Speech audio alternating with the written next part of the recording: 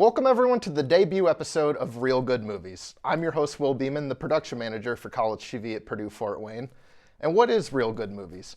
Well, RGM is a monthly talk show where I sit down with a panel of students to break down the box office, what we've watched, and review the marquee film of the month. What I hope you find with RGM is you like the insightful conversations that we have. They inspire you to branch out and see the films we talk about on your own, and you continue to support all film and support your local theaters. I'm joined this month with Ryan Pezley and Ethan Burns. Thank you for joining me today. Ryan, let's just start with you. Why don't you introduce yourself a little bit and give us your film background? Sure. So my name's Ryan Pezley. I am a student at PFW. I'm a communications major with a focus in media and culture. So I've always really loved movies. I watched a lot of movies as a kid. I like breaking down films. I like camera work. I like the editing, sound, all of it. I have a YouTube channel. Sometimes I post things that I make just when I feel creative. You know, I'll go out and film stuff, edit things in iMovie, you know, really quick. Like it's quick and easy and it's fun. So yeah, I'm excited to talk about movies. Awesome. Well, Yeah. Thank you again for joining us on Thanks this for episode. having me. Ethan, how about you? Why don't you introduce yourself for us? All right, I'm Ethan Burns. I'm a junior here at PFW, studying communications with a concentration in rhetoric and public advocacy. I also love movies. I started watching movies when I was like 4 or 5 with my dad, who would throw on a movie, and ever since, we'd start watching these movies, and he treated movies and going to the theater like a different experience, and now I do too. I'm hoping to go into screenwriting and directing for film and television, so big movie person. I also have a YouTube channel, but I don't talk about movies. I talk about lost media, so. Cool. Awesome. All right. Well, thank you as well for joining us on the debut episode here. In today's episode, we will be discussing the March 2022 box office results, what we've watched, and we're going to close out with our review of The Batman. So buy your ticket, grab your popcorn, and take a seat. The show is about to begin.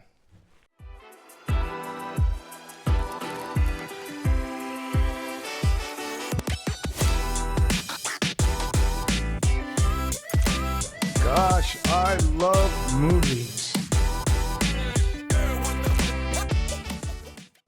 All right, and before we dive into the box office numbers, I want to go over quickly and just give people an idea of what our movie consumption's been for the past month and go over what we've watched. So, Ethan, let's start with you. What have you watched during the month of March? And give us a small little review on each one and if you'd recommend it or not. Yeah, so one of the first movies that I watched during the month of March was No Way Home. Wasn't the first time I watched it. I think it's the 5th time I've watched it. I highly recommend that movie. It was beautifully made, an amazing, just nostalgic piece for any comic book, especially superhero movie, especially if you love Spider-Man 2. It's just love letter to that. And then just last week, me and my parents watched The Atom Project. That movie was surprisingly really good. I knew it was gonna be good because of everybody in that movie, but it was really well made, and I highly recommend it. Kind of surprised me a little bit. It's a great movie to watch with family. So. And how about you?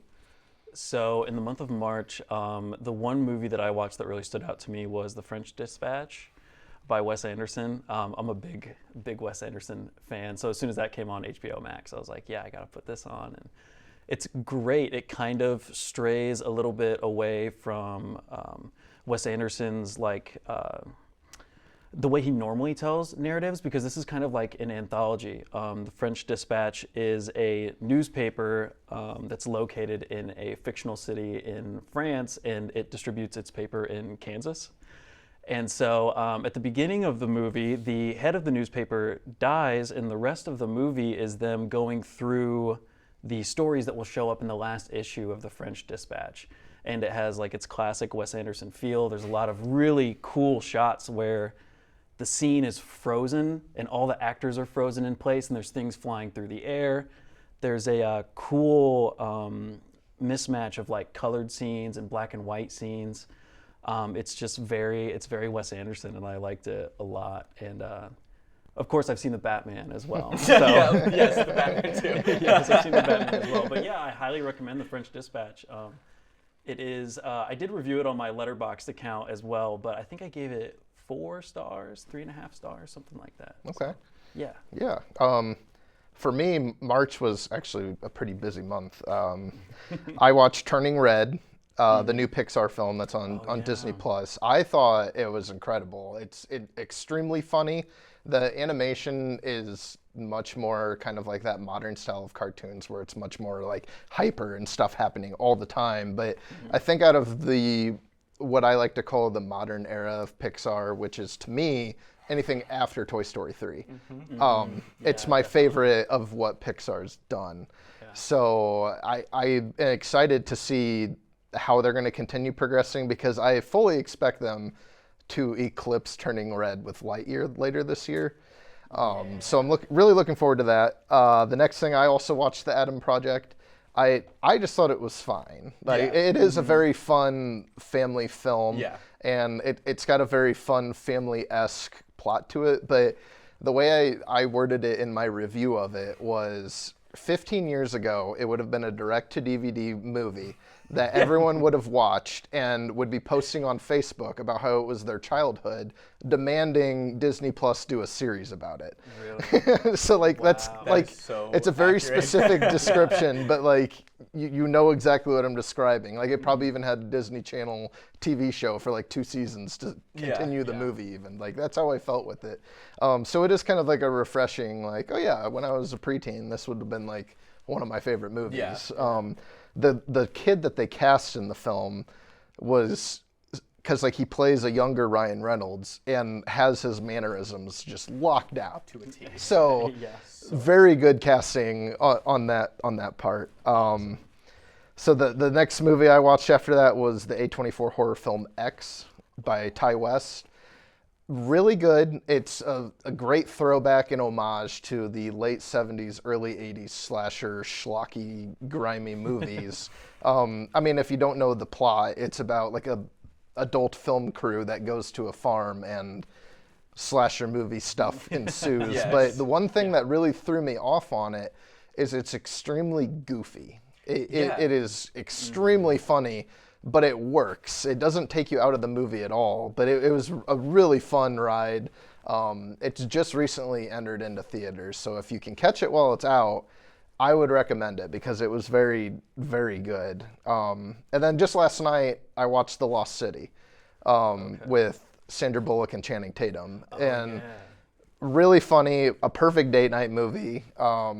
Channing Tatum, I'm glad he's back in Hollywood after the break that he took for a few years because I think he's an extremely good comedic actor. And Sandra Bullock is one of the best modern comedy actresses of our time. So it's great to see her back in form too. But I had a really good time with that movie. Daniel Radcliffe's the villain. So if you haven't really seen anything with him outside of Harry Potter, he's really good in that movie as well. And Brad Pitt has the best 5-minute cameo you'll ever see in a film.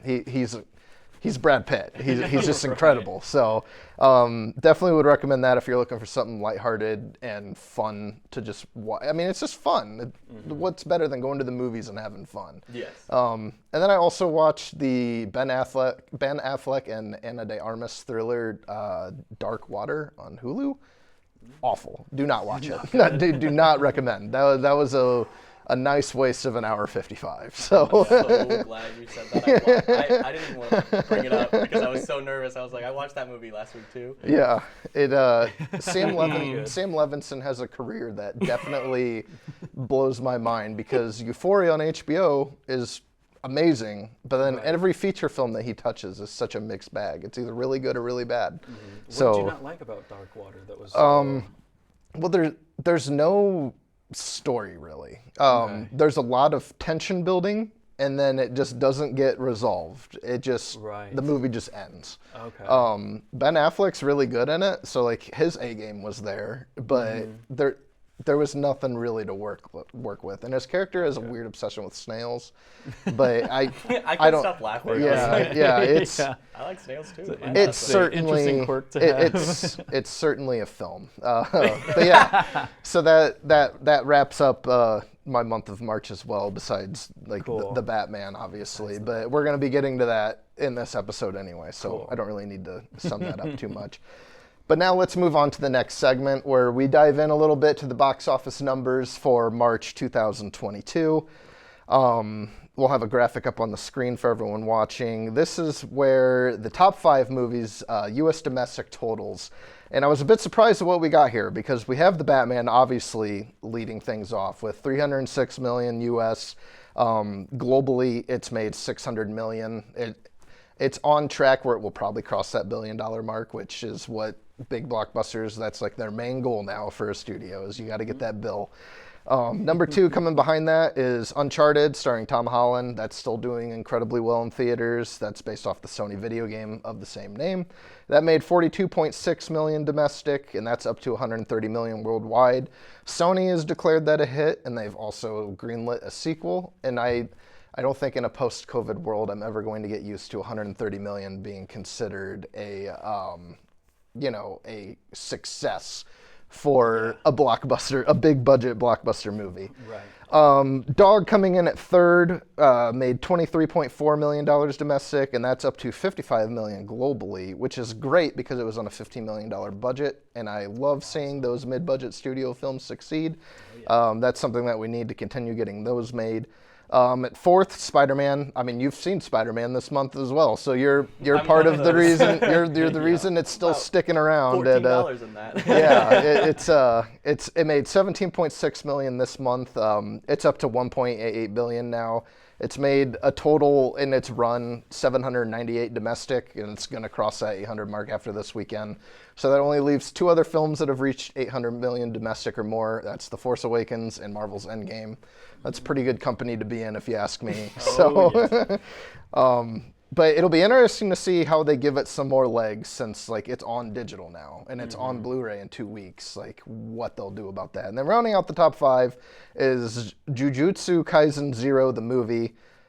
In 1 week, made $14.9 million in the box office, which leapfrogged it over other movies that would seem more successful, like X and The Outfit and Murder on the Orient Express even, and which is unusual about that film because it is an anime movie, one you do not typically see as a top box office earner. So just real briefly, Ryan, let's start with you. What is your kind of takeaway on the March box office numbers here? Is there anything that seems like it's making more or less than you would be expecting? I am sort of interested to see Dog up there. I haven't seen the movie, but I know Channing Tatum is a huge draw, and it's a really like feel-good kind of movie, you know. And everybody loves dogs, right? I mean, most people love dogs and movies about dogs. So, but I love seeing Jujutsu Kaisen 0 up there. I have not seen the show or the movie, but I do love seeing anime get a lot of attention here in the States. I'm kind of a big, well, I guess I'm not a big anime fan, but there are some of my favorite movies are anime movies, like Akira. I absolutely love Akira, and that is kind of what sparked the anime trend in the United States. So love seeing Jujutsu Kaisen up there. Not surprised at all that the Batman is leading the race with 306 million, and the next closest being, what was it, 108 million? Yeah. Something like that. Yeah, it does not surprise me at all. So, yeah, not a whole lot of surprises there. I guess I'll go have to see Dog. I'll have to go see Dog. Yeah. And they've made it clear in the marketing the dog does not die, which is great, which makes it even better. Yeah, I'm over that trope, dude. Number one rule of movie making is you do not kill the dog. Yeah, right. Don't make me fall in love with it and then kill it afterwards. Yes. Right. Don't do that. Ethan, how about you? Any surprises there? Not really. I'm very glad that Batman's getting the number 1 that it's getting. I'm also very proud of Jujutsu Kaisen for getting at least in the top 5. Anime. I've been watching anime since I was a child. I started with Pokemon, and then whether I don't want to get into the debate of whether Avatar: The Last Airbender is an anime, but you know, that same style. Obviously, that's my top show of all time. But you know, in the last I think 5 to 10 years, people have kind of begun a shift in what is culturally and socially what is mainstream now. And comic book movies have been for about 15 years now, but anime is just now starting to become very popular amongst people. I remember getting bullied by people when I used to watch anime as a kid. Definitely. And now those same people, I remember seeing them watching the Demon Slayer movie in theaters. I sat right next to him. I was like, dude, what? You made fun of me for that. It's a weird shift to see that, but I'm glad it's getting the recognition that it is, because if you haven't seen Jujutsu Kaisen, it's an anime TV show. I think it's on its 2nd season right now. It's really good. It's really good. It's one of those introductory, sort of what Pokemon was for a lot of kids back in the day. It's not crazy out there, the first episode is not anything weird or crazy that happens that you're watching. It's very introductory, gets you into it. So I'm very proud of that. Cool. Not surprised that No Way Home's up there too. $14 was my too, so. Yeah, I can kind of relate to the anime coming full circle, as where I had that with Star Wars, where it became cool to like Star Wars again, but now Star Wars is divisive for completely new reasons. So it's back to square one. But but for a few years there, I was in heaven. It was everything I wanted. But before we move on, there's this one last thing. It doesn't technically count as a box office result. Was The Adam Project did debut as the 3rd highest Netflix debut film, opening just behind Red Notice and Don't Look Up. Red Notice also has Ryan Reynolds, I'm pretty sure, in it. But the number that Netflix is using is the millions of hours watched. Probably because it makes the numbers sound similar to a box office numbers, because I got 92.4 million hours watched. That sounds like a box office number. So I guess that's the metric that they're trying to translate it to. But now is the time that we move on to the marquee film review portion of the episode, The Batman. Directed by Matt Reeves, written by Matt Reeves and Peter Craig, and starring Colin Farrell as the Penguin, Paul Dano as the Riddler, Jeffrey Wright as Commissioner Gordon, Zoe Kravitz as Catwoman, and Robert Pattinson as the Batman. This noir thriller's take on the Caped Crusader clocks in a mighty 2 hours and 55 minutes, and it's also the 12th theatrically released Bat film, not including his team-up films The Justice League and his cameo in Suicide Squad, and the cameos upcoming in the Batgirl film later this year on HBO Max, and the Flash film in 2023. So there's a lot to cover here because it is a very long movie and it's packed with a lot. So let's just start off with our basic thoughts on the film, and we will dive into some more detail from there. So Ethan, why don't you start with your basic thoughts on the Batman? So good. I mean, it was so good. And I guess just as a flat line, because it's what everybody was thinking when they saw Robert Pattinson as the Batman. You know, he's going back to bats. I don't know if that's a good idea. If you still think that Robert Pattinson is not an amazing actor because you only have seen him in Twilight, please go watch The Lighthouse, and please go watch this movie. This movie is beautifully made. It is not just the comic book movie where its main focus and draw is, look, Batman's on screen for 2 hours and 55 minutes and there's a lot of fight scenes. There are beautiful fight scenes, by the way, but it's shot beautifully. The colors I'm going to talk about later, and the color gradient and bringing out what Gotham feels like. It is the most Gotham that I have felt in any Batman movie since ever. In a live action movie, it is the best portrayal of Gotham City. Where the Nolan movies were originally my favorite, I have 5 copies of all 3 movies, box sets or whatever they may be. I see them in a store, I'm like, yep, love those movies. But when I watched this movie, I went back and watched the Nolan movies, and I realized I can't compare the two. I don't want to compare the two. They're doing 2 different things. But I placed this movie above the Nolan movies, in my opinion. I thought it was the quintessential Batman movie.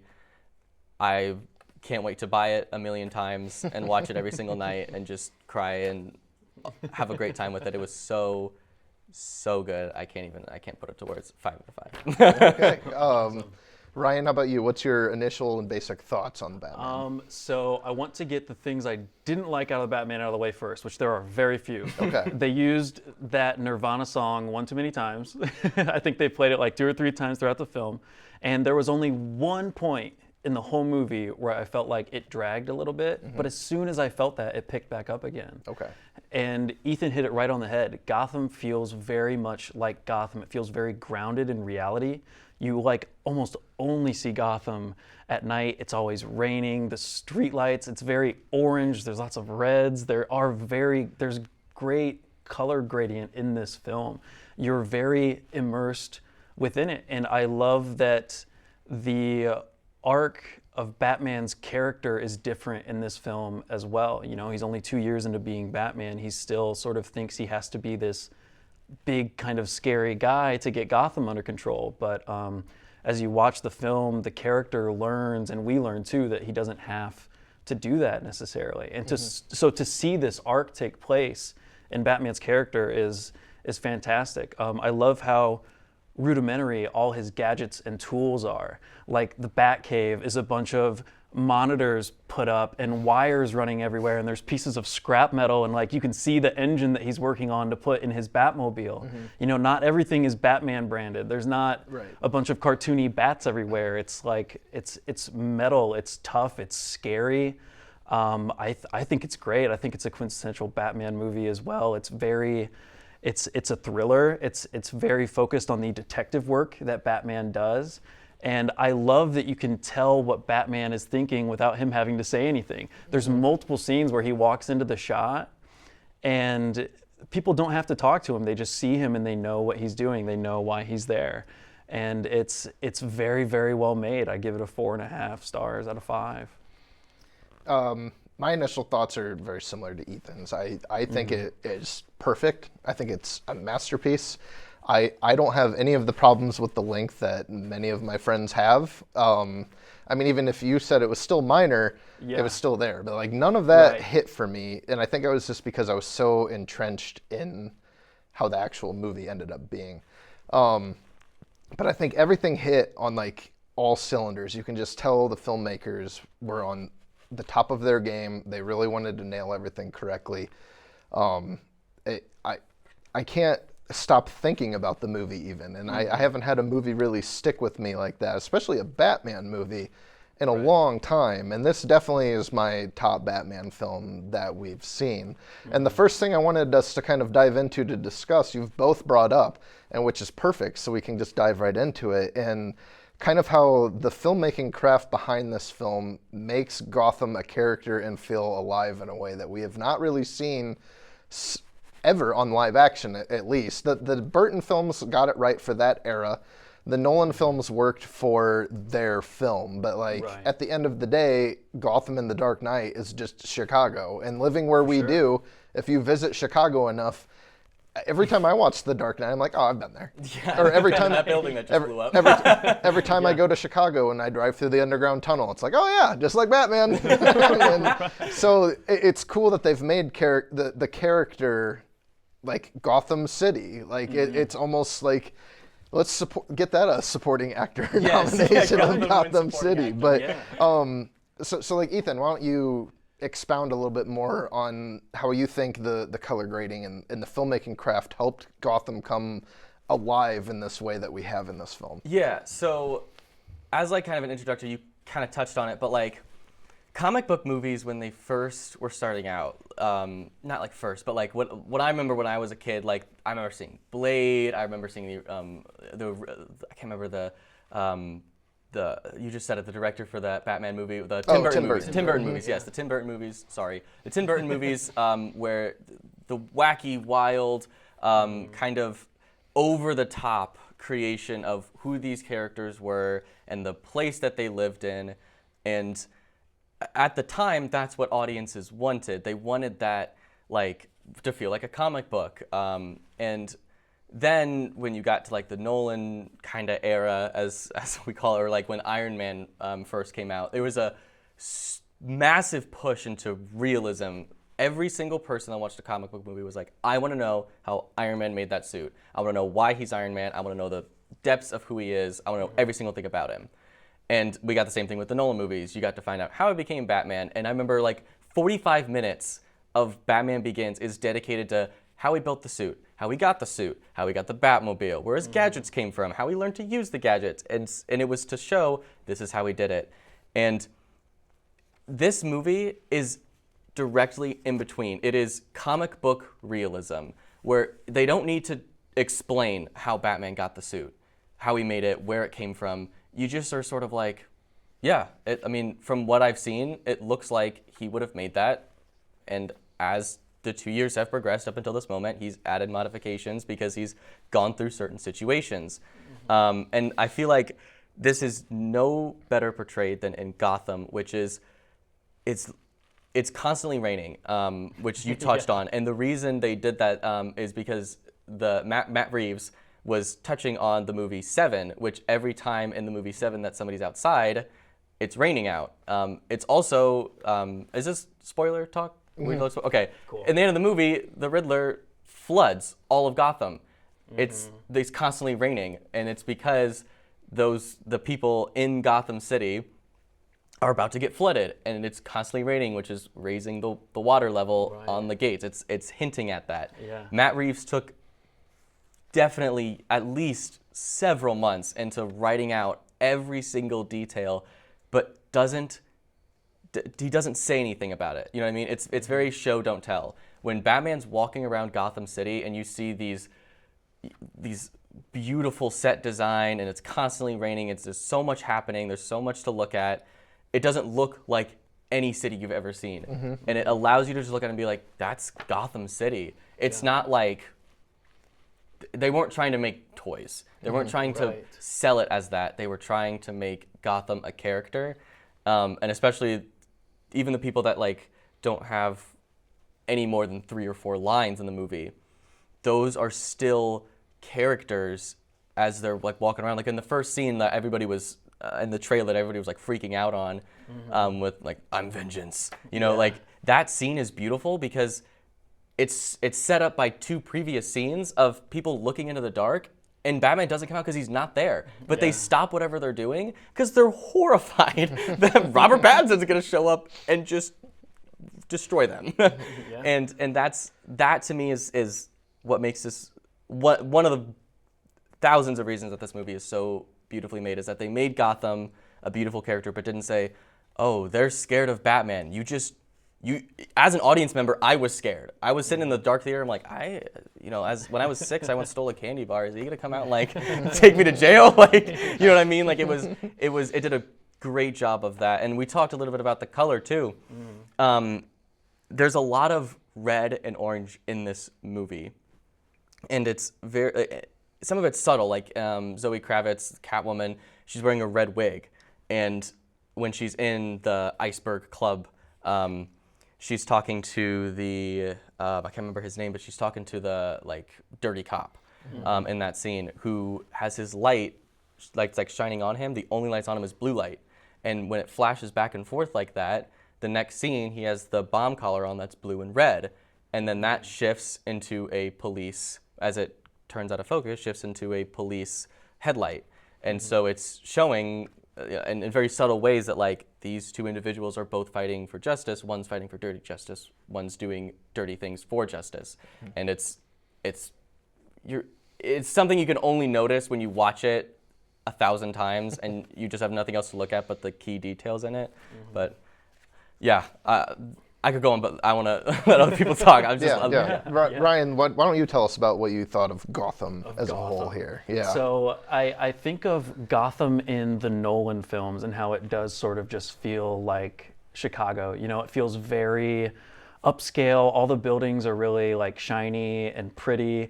But in this Batman, a lot of the buildings feel sort of run down, you know, that first scene I think we get of that guy, he robs like a convenience store and he runs out of there and he sees the bat signal in the sky and he looks into the alleyway. You know, the streets are littered with trash, like it's just grubby, dirty, dingy.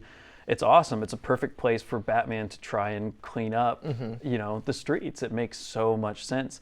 And there are so many tiny little details that go into this movie. You can really tell that this was somebody's they loved doing this. It's very reminiscent of an artist's work. Every single stroke of this movie really mattered, and that's what makes it immersive.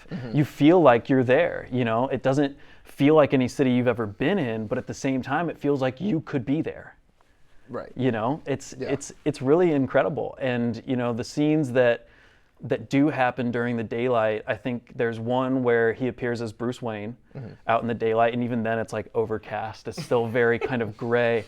And then the final shot in the film, well, I guess the final shot is in Arkham Prison, but when he's helping the people out of the flooded stadium and he realizes that he can be a symbol of hope rather than just vengeance, and he's in the sunlight and he's looking up. It's very symbolic of him sort of coming out of that dark place to understand that he can be more than just the scary Batman. Like, he can also be a symbol of hope. I think it's very, there's a lot of nuance to it. It's very symbolic. There's a lot of meaning packed into all those shots, and it's really incredible. Right. And for me, the one thing I've always wanted, like, to have my box checked off when I'm watching a new Batman film is I want Gotham to feel like a city, but not one that I've been to, or one that I could look at and recognize. And this accomplishes that. I think in Batman versus Superman, it didn't feel really like a city, but it also doesn't feel like a city that I would go to either.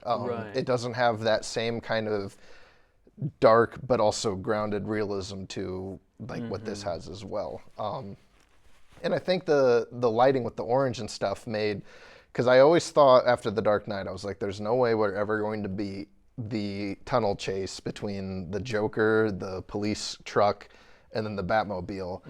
And this film does. The Batmobile chase, when you see it for the first time and it's chasing after Penguin, the Greg Fraser, the director of photography, he has excelled to a new league. I consider him now, after this film, to be my favorite cinematographer behind Roger Deakins. What he was able to accomplish with that car chase, with the angles of, like, when you're in the Penguin's point of view, it's from his side view mirror. When you're from Robert Pattinson's Batmobile point of view, it's coming from, like, the area on his tires. So it, like, even gives you from a camera perspective, like, the Penguin's being chased. And he thinks he's just getting away. And it's not. He's been chased the whole time.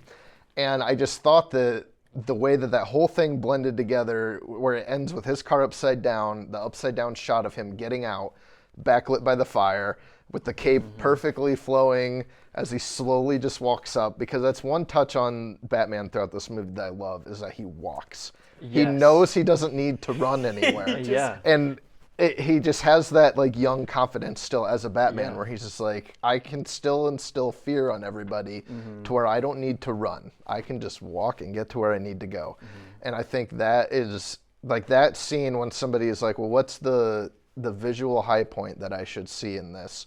And it's going to be that car chase. But another thing that also helps Gotham feel so alive is the underground club that they go to feels like just after the scene is done, you feel like you need a bath. Like, it's a dirty, grimy scene, and you're like, I could see corrupt politicians gathering here because no one will look for them there. I just think that's a very good job of making Gotham itself be a character. And we've kind of been alluding to it already, just because you can't talk about any aspect of this film without talking about Batman himself. So let's talk about everyone's favorite actor from Twilight, Robert Pattinson, as the Batman. Ryan, how about you go first on his portrayal of Batman? So I like his portrayal of Batman, and I also like his portrayal of Bruce Wayne. I almost separate those two out because, he does. Bruce Wayne separates it out, right? Sometimes he's Batman, sometimes he's Bruce Wayne. I really liked, I sort of talked about it already, how he can walk into a room and you can feel what he's thinking. He doesn't have to say anything. He doesn't have to run anywhere. He's not urgent because he knows. He's like, I got you. He does have that confidence. He does have that swagger about him. When he's Bruce Wayne, he very much comes across as somebody who has lived through trauma. You know, even though he is this rich billionaire, that doesn't mean that his life is great by any means. You know, he talks in the beginning of the film about how he spends all of his nights awake, and then he comes back and, you know, he takes out his contact lenses and he has to rewatch the things that he does because the nights just start to blend together. So he's really sort of a troubled Bruce Wayne in this, and I think it makes a lot of sense. You know, he's young, he's still dealing with a lot of the trauma of losing his parents. So it gives this character a little bit more depth, whereas Christian Bale seemed more of like a suave kind of, almost like a James Bondy kind of Bruce Wayne, which we're very used to seeing, but I do like this different take on it. I don't know if Pattinson gives us like a huge range of acting ability here, but what he did is very, very good, and I liked it a lot. Ethan, how about you? Yeah.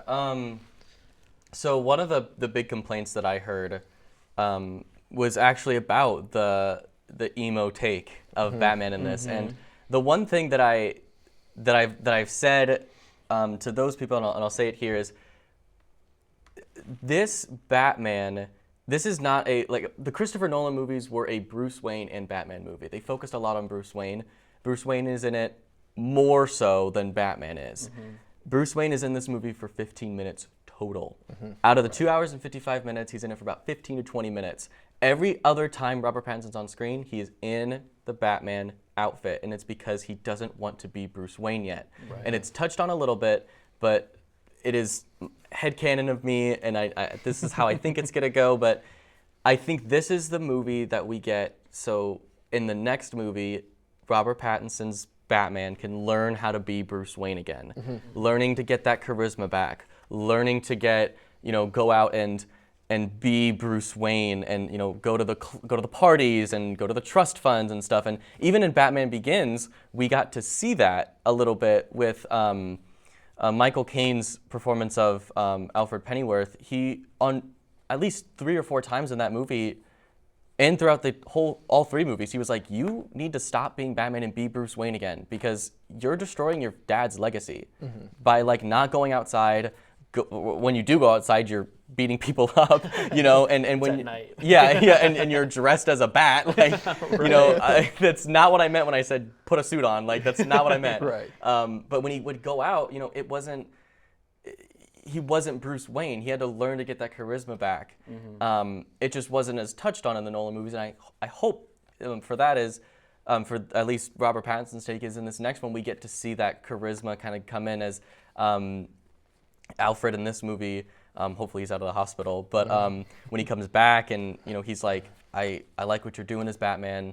I hate that you're killing yourself a little bit here, but now it's time to kind of don a different outfit and go out and put a regular suit on and become Bruce Wayne, because what this city needs is a Batman, but it also needs its Bruce Wayne, because Thomas Wayne's gone and the city loved Thomas Wayne. And so they need to bring that Bruce Wayne back. And so I thought Pattinson did a great job of teetering the line between having, it's similar to how, like, I want Spider-Man to be, where, like, when he's Peter Parker, he's a loser and he's like a nerd and he doesn't know how to talk to people and he gets bullied all the time. But when he's Spider-Man, he's quippy, he's charismatic, he gets to be whoever he wants to be, because nobody gets to see Peter Parker, they see Spider-Man. Right. And that's, I kind of feel like what he was doing here. He was like, when he's Bruce Wayne, he's hunched over. And I don't know if you noticed that he's always like, he's got a hunch. He's like, not necessarily relaxed, but he's just like, he's uncomfortable. He's not comfortable being Bruce Wayne. And so he's huddled over, and he's like, the scene I always look at is with him in the court scene. That shot where he turns and looks, he's literally doing this because he doesn't want the focus on him. And I thought that where I loved him the most is when he was interacting with the kid who, the mayor's kid. Yeah. When my heart stopped every single time Bruce Wayne looked at that kid and wanted to so badly say, I get it, I understand, but he doesn't know how. He doesn't know how to communicate because nobody did that to him. He had to learn how to do it himself. Obviously he had Alfred, but he sees Alfred as somebody better than him, so he can't do that. Yeah. So he just sits back and he watches, and he just is like, you can see it on his face. He's just like, I'm sorry, I want to help, but the only way I know how is to be Batman. Right. And I can't be Batman right now. Yeah. And I thought that was amazing. And I agree with Ethan's like speculation, as I think like in the sequel he is going to try and become more of that Bruce Wayne, because like his characterization in this film, like because he's spending so much time as the Batman at night, one of the times when he is up during the day he has to wear sunglasses because he's not used to the sun, so it hurts his eyes too much. Yeah. Or when he shows up at the courthouse scene and they're like, oh, none of us expected to see a Wayne show up, and he's like, yeah, well, I'm here. So yeah, I think that's, especially with how it ends, is he's kind of thinking, well, now it's time for me to start being Bruce Wayne again. And what I love too is, since he is just in year 2 of all of this, is he's not like good at being Batman yet either. Like when in the glider suit, when he jumps off the building, which he was afraid to do to begin with, he gets up to the edge, he's like, oh, never mind, this is pretty high. But it was like, well, you either get arrested or you got to jump. So he jumps, and then he hits a bridge and rolls, and then he limps away. And it's like, that is what an inexperienced Batman would have happened to him. Right. Or like how somehow Catwoman, even though they were working together, she still stayed pretty much a half step ahead of him for the majority of the time they were working together. And it's because he's just not, he's a detective in this film, but he's not the detective yet. He is still very much working all of that out. And his relationship with Alfred isn't what we typically expect with his relationship with Alfred. It's I guess, for lack of a better word, still broken. And it takes to the point where Alfred has the near-death moment when he's like, I realize how close I got to losing someone I care about again, and I don't want that to happen again. And that's, I think, just as Bruce Wayne becomes more Bruce Wayne in the sequel, I think that relationship between Alfred and Bruce Wayne will also start to kind of pick back up and become a more close-knit pair, because it kind of was his wake-up call that he took it for granted to have Alfred there this whole time. And definitely. And when he was in that Batmobile, like that scene where he's rushing to get there, when he figured it out too late, I heard the scream of Alfred in my brain for days afterwards. And I mean, like, haunting, because the emotion that was in that scream was like, I mean, I thought Robert Pattinson was just gonna start crying, because like that, Alfred's his dad, and he never acknowledges it. Right. He never does. That's who he is. And then and at that moment, you could just tell in his face, he's like, I'm about to just go back and revert, and I don't know if I can deal with it again. Yeah, it was beautiful. One thing I want to touch on really quick before we move on, that I just realized when you're talking about Bruce Wayne's posture as Bruce Wayne, and how he's so not confident being Bruce Wayne, but he's uber confident being Batman. You know, he's escaping his regular world as Bruce Wayne to be Batman. You know, he's slipping into an entirely different persona for nights on end, you know. And I think, sort of as film goers, that's kind of what we're doing too. Yeah. You know, we're kind of like, I kind of want to go, you know,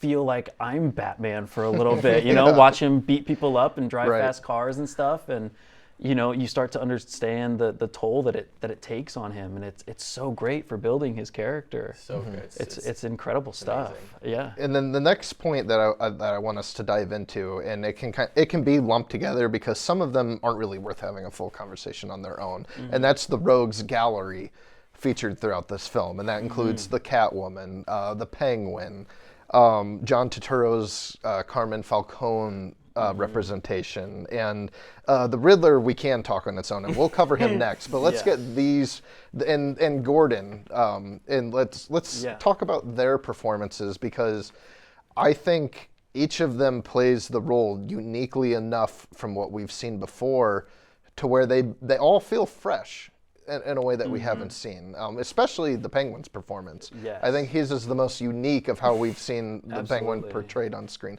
So Ryan, how about you go first and kind of talk about the Rogues Gallery? I love the Penguin, man. I really do. Good. He's incredible.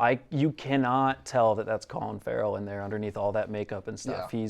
He's incredible. He feels sort of like a real life mafia boss, you know. I felt a little Tony Soprano coming out of him sometimes, but I also could totally see the Penguin. He was a little cartoony in the way that he did some things.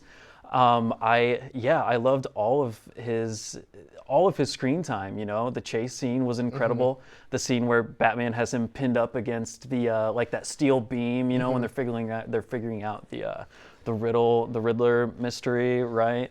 It's incredible. I loved Colin Farrell there. I was surprised to see John Turturro. I love John Turturro and everything that he does as Carmine Falcone. I think that was a really great role for him. Even though you only got to see a little bit of him, he still has this like critical part in making Batman kind of question like the legitimacy of his parents, right?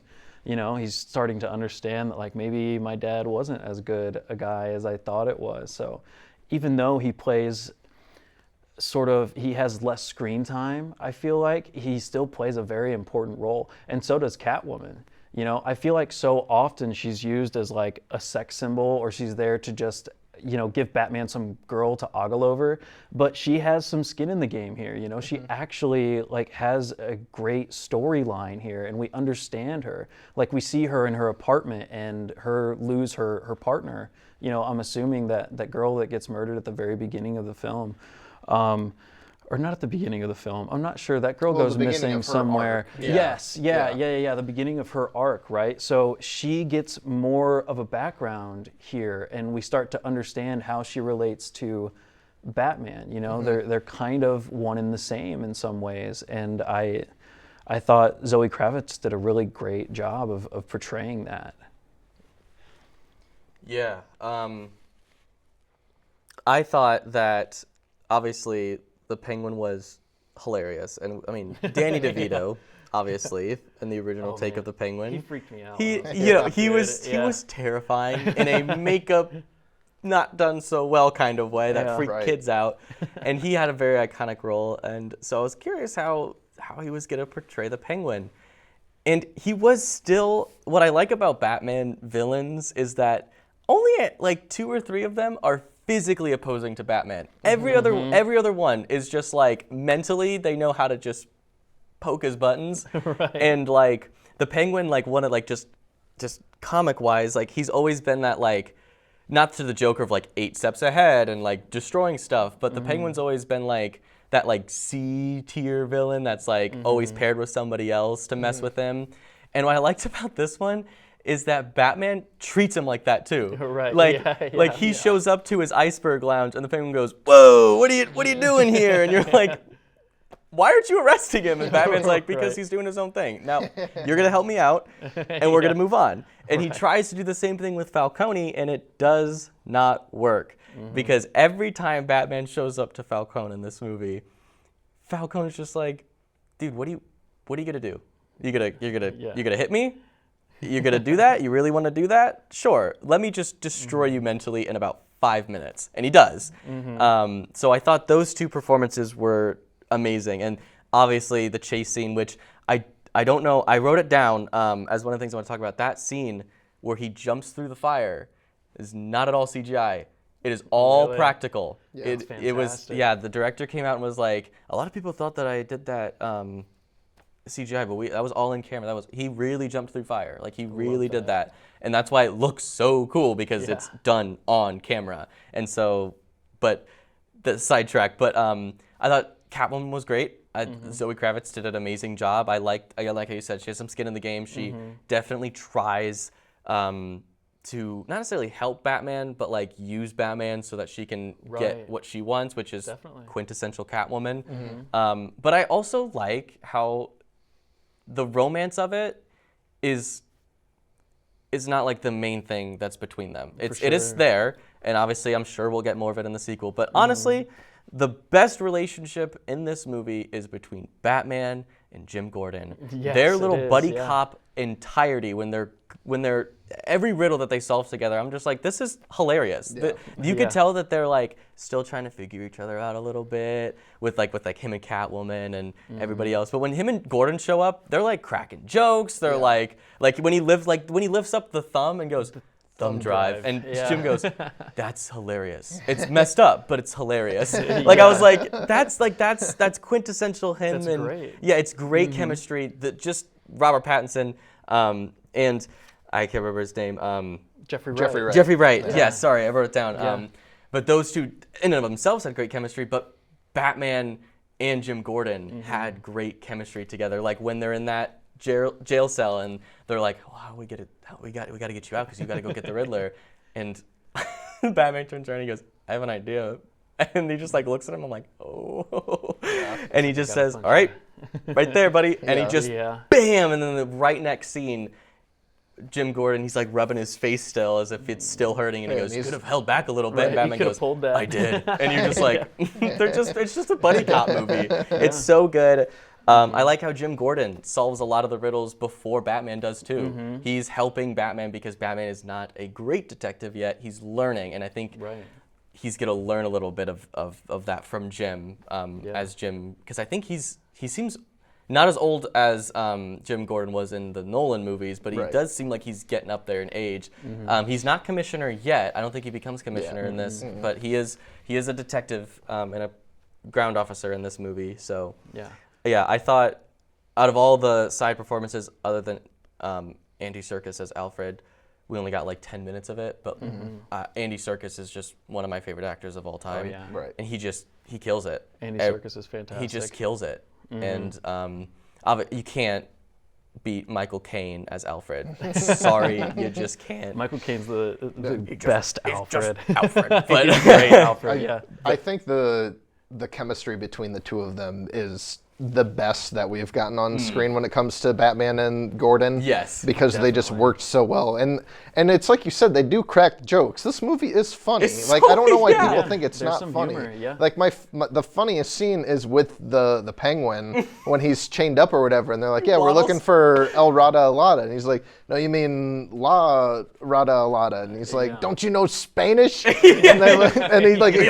explains to them like what El and La and the Spanish languages, and they just look at him and they're just like, "Shut up." So then they leave, and then he's like, "Wait, aren't you gonna let me go?" And he waddles like a penguin while he's all tied up. Like that's a hilarious scene to me.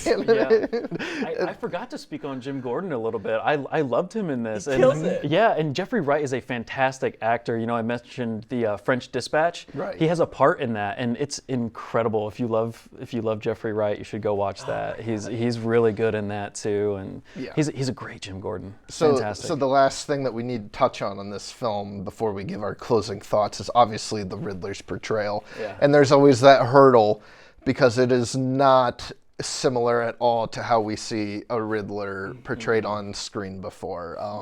It's not that goofy, like that kind of peaked with Jim Carrey and Batman Forever. So like this is a very different take on how the Riddler is played by Paul Dano, who I think does an excellent job. But like Ryan, what do you think of just the Riddler overall in this film? I love the Riddler because he feels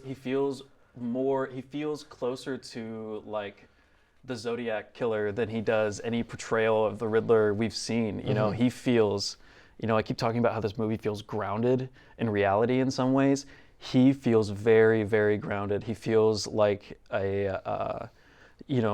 he feels like a true serial killer. You know, he doesn't have some cartoonish get up. He has like a hunter's jacket and a leather mask and glasses, and he's terrifying, but he's super intelligent at the same time. You know, like he knows exactly how to play Batman. He gets Batman to play directly into his hand, and that's where the strength of a lot of these villains come from, is their mental capacity to challenge Batman, not just their physical capacity, you know? So it is interesting to see Paul Dano play this character, because I love Paul Dano in everything. Ever since I've seen There Will Be Blood, I've been on the lookout for Paul Dano, and this was really great, you know? The scene in Arkham Prison where Batman's sort of interrogating him, and he slowly starts to lose his composure. Yeah. Paul Dano starts to lose it a little bit, and he sees the explosions going on outside, and he's like, he goes from being sad that Batman doesn't understand what he's doing yet to being giddy to get to watch the explosions happen and stuff. There's a lot of layers to Paul Dano's Riddler here. He's not just some trickster. Like he's a fully fleshed out, complicated character, and it makes the story feel a lot more like it could happen in our reality too, you know, especially the way that he has like an online following. Right. Like he has that presence online where he has followers come out and they mimic him. I thought that was a really interesting touch to the film too, because, you know, you don't typically get that out of the Riddler in any iteration of the Riddler. You know, I think of the Riddler, I think of him as Jim Carrey. I think of the Riddler in the Arkham Knight games, you know. So I really liked this take. It felt really down to earth. Right. Yeah. Yeah. Ethan, what do you think? Yeah, Paul Dano does this thing in this movie where he just flirts with the line of what you said with grounded reality, but being this unhinged psychopath. I mean, and he just, the scene like that to me just brought it all out was that interrogation scene. And I was thinking to myself, I'm like, if this was done like slightly less professionally, it would have been so uncomfortably funny, and not for the reason that we wanted it to be. Yeah. It would not have landed. But it shows what an amazing actor Paul Dano is when he's just sitting there, he's singing the Ave Maria at him, and he's like, he's just saying, no, no. And he's like, you're watching and you're like, he's not cracking a joke. He's horrified. He thought Batman was working with him. He thought like he was going to be impressed with his work. And you mentioned the Zodiac Killer, which is funny. The Riddler in this movie is so heavily based both in and out. His costume, if you look up what people thought the Zodiac Killer looked like, he was wearing a full mask with glasses on the outside, and that kind of jacket. Wow. And the card that he's given, that's first given to Batman, with like the phone. Of like who am I? That is taken directly from the first card that was sent from the Zodiac Killer to the police agency. Really? They have a side-by-side of it online that I found because I was doing a bunch of research on the Riddler. Yeah. And it's literally two-word difference. It is, they just switched some of the words around, and even like to like mocking the police and mocking Batman, and the weapon that he used to kill the mayor with is a woodcarver's tool, so that way. And he purposefully threw it to the side so that way Batman way later would find it and figure it out that he needs to do it. So from the very beginning of all of this, the Riddler wanted him to figure out his plan, which is proof that he thought Batman was working with him. He thought that Batman was going to show up and be like, dude, you did such a good job. I'm proud of you. You did a great job. I feel like a detective now, and you can be a part of my team. And Batman was just like, you're a psychopath. You're crazy, dude. And that just destroyed his whole world. And so I thought that all of the riddles in this movie were just perfect. They weren't like easy riddles. Like I remember being in the theater being like, no idea, dude. I wouldn't be able to figure those out. Yeah. And they weren't like on the nose either. It wasn't just like decode this. It was decode it, but it's the message isn't what it is. Look at like when he was taking out what Alfred took out all the O's and whatever because there wasn't that filled in yet, and all of the O's missing would spell out the word, not the actual sentence itself would spell out the word. Right. I thought that was just great Riddler storytelling of the Riddler never was just like solve this riddle like how it was Jim Carrey, which was hilarious, but it was like figure it out and think outside the box. Right. And that's how you're going to get there. And then it was great. Yeah. He did a great job. And a testament to Paul Dano's acting ability is he almost plays a serial killer too well. Too well. Like it's a little disturbing how well because like when you just watch him, you're just like, yeah, he's a serial killer. I understand like to research the role, he like kind of did the Ledger thing where he like got an apartment for 3 months and just delve into researching how he wanted to portray this character. And it's like, just lay off the serial killer research for a little bit and come back down to reality because he even fit the look, he fit the voice. Yeah. What's great too is that he's still alive. Like he's just in prison now, so he could come back in another fashion somehow and see if he thinks he's as smart as he is, how he's going to one up his mistakes to kind of overcorrect on that. And there's one thing that I wanted to touch on about the Riddler that's kind of become a contentious talking point is how you feel about how he's the metaphor, I guess, of him inspiring like the like incel rebellion as his army. Like there's very clearly a statement being made about the people that are following him. Do you think that hit for you, or do you think it was a bit, well, kind of just like the casual glossing over of really what the bigger issue behind that subsect is?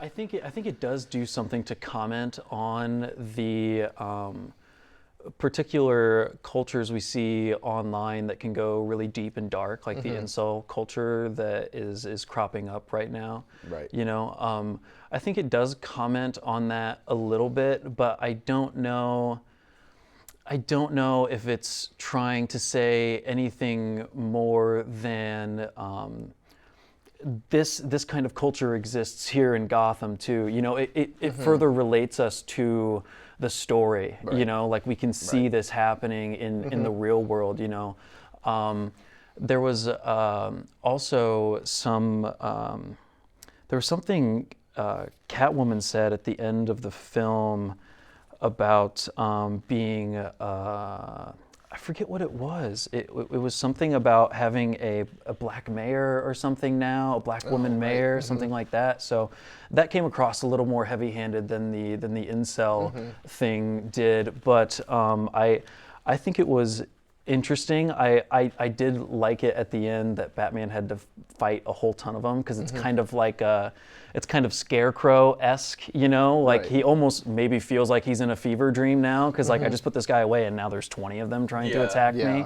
Like it feels very Batman for them to do it, but I do think they were trying to comment on something there. I'm just not 100% sure what that messaging was, other than to try and relate us to Gotham. Right. Did you have a takeaway from that at all? Yeah, I mean, I don't think it. I like to think it was definitely purposeful. I don't think they were trying to comment on like an incel rebellion. I think what it was is that I thought it was the antithesis of what Batman was trying to be. Batman was trying to inspire people, and he wasn't. He was just scaring people. And the Riddler was trying to scare people too, but he also inspired people to stand up. And I think that's one of the things that Batman took away. He's like, I need to be a bit more charismatic, because the Riddler had a little bit of charisma in this movie. That's, I mean, with like basically he had live streams, like where people were like commenting on him, like making these bombs. And yeah, he was like, there is something to say about he was trying to cause a bunch of harm, and maybe that's why, because a lot of people are messed up like that. Sure, that's what you could do, but I think they were trying to show a divide between showing Batman that you can still be scary, but you have to be charismatic to the people that you're trying to help too, so you can inspire people. And I think it wasn't, not like it wasn't well planned out, but it was just, I think there's not a clear line of what they were trying to do. So either takeaway is right, either takeaway is what it is. I personally think that it was just a antithesis to who Batman was trying to be, and the Riddler did it so much better. Yeah, that's a good point. Yeah. I mean, I think there was definitely a message trying to be sent there, but I just don't think it hit home the way that Matt. I guess if I had to think one criticism of this film, it's just I don't think that really drove the point home as hard as what he was going for. So yeah, that'll be basically a good deep dive into the Batman. So I know you guys gave your ratings at the beginning, but let's go around and do some closing thoughts, something you hope you see in the sequel, and then just give your rating one more time. Ethan, how about you go first? I love this movie. I thought it was beautifully crafted. It was definitely made by a group of individuals who love Batman and wanted to give it due credit and put their own spin on it. They weren't trying to be what other movies were trying to do, because they disagreed with what those movies were doing. Not that they thought it was bad, but they thought that it should be better done this way. Thought it was beautifully put together. Love Robert Pattinson. Can't wait to see him in other stuff. I hope he diverges out into more stuff that isn't just Batman. I hope people see him as not just, good old Eddie. I hope to see Zoe Kravitz again. I hope to see, for the villain, I think the Joker's not going to be till the third one. I think he'll appear in the second one. I think this second villain's going to be Hush, which is great. If you don't know who Hush is, nobody does. He's a very bottom, not like he's a bad Batman villain, but he's just not talked about. He's not like that very cool-esque Batman of like, you know, Bane's big and strong and the Joker's Right. crazy and maniacal. Right. Hush Very is, hush hush. he's very hush hush. And so I hope to see him. He was kind of hinted at. 5 out of 5. One of my definitely top movie of the year. Not number 1. I'd give about number 3 or 2 much. Yeah. Gotcha. 4.5 stars out of 5 for me. I love this film too. I've been a big Batman fan for a long time, so this is pretty much everything I wanted to see from a Batman movie, from the action sequences to the villains to the detective work that goes on, and even like the soundtrack. I know I said they used the Nirvana song too many times, but other than that, like, you know, when I think of that chase scene and he's walking out of the fire, there's just like a few piano keys playing, and it's so perfect. The sound design in this movie is really incredible too. So it's a really, really good Batman film. I suggest everybody to go see it. Yeah, everybody. It's great, yeah. Okay. Yeah. I guess the only thing that I'm like dying to hope is correct on my prediction from a sequel is I feel like the way that he connected with the mayor's son throughout the film, both as like they had the eye lock moment as him as Batman and Bruce Wayne in the beginning, the middle, and the end of the film.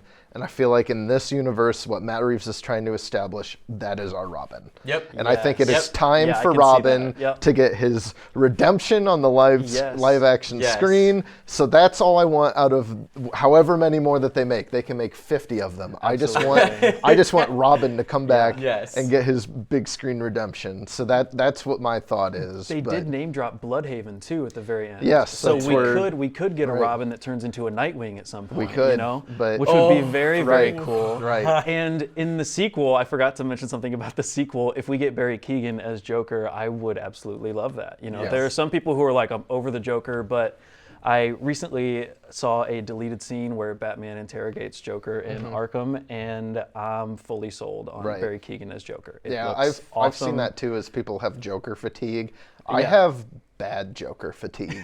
So like what we were getting with Leto was not doing it for me. So I'm fine for good Joker, but yeah, the Batman 5 out of 5. It's my favorite movie of the year. Depending on how the rest of this year goes, I would not be shocked actually if it gets a Best Picture nomination. Oh, I really would not. so. If this is the movie that gets comic book movies into Best Picture, done. I'm Yeah, I would awesome. love I'll be it. Right. great. I'll Yeah, vote for it day in, day out. I have nothing but good things to say about this Yeah. movie. Yeah. It's just absolutely incredible. So, with that being said, that will wrap things up for the debut episode of Real Good Movies and our thoughts on the Batman. And before the credits roll, Ryan, where can our audience find you at online? Yeah, so the audience can find me online at my Letterboxd. My Letterboxd name is Barely a Film Buff. If you want to go follow me on there, I'll be reviewing movies that I watch. You can follow me on Instagram at ryan.pezley. I think my Twitter handle is the same. I'm not sure. I don't get on there as much, but you can follow me there if you like too. And Ethan, how about you? You can also find me on Letterboxd. It's Ethan2023. And then you can also follow me on Twitter at Media Wasted, and my YouTube channel, Wasted Media, where I talk about lost pieces of media that we can't find anymore. So, yep. Awesome. Cool. And you can find me on the Letterboxd app. My username on there is WBeams76. And you can find the show on Letterboxd at Real Good Movies. And the way that the Letterboxd for the show is going to help you keep track of what we've watched, but it'll take the average of our 3 scores is how we'll figure out the show's score of what the movie is that we watched. That way you can follow along through the profile there. Next month's marquee film of choice is going to be Sonic the Hedgehog 2, and we're happy that you've joined us and look forward to another episode very soon. Now roll credits.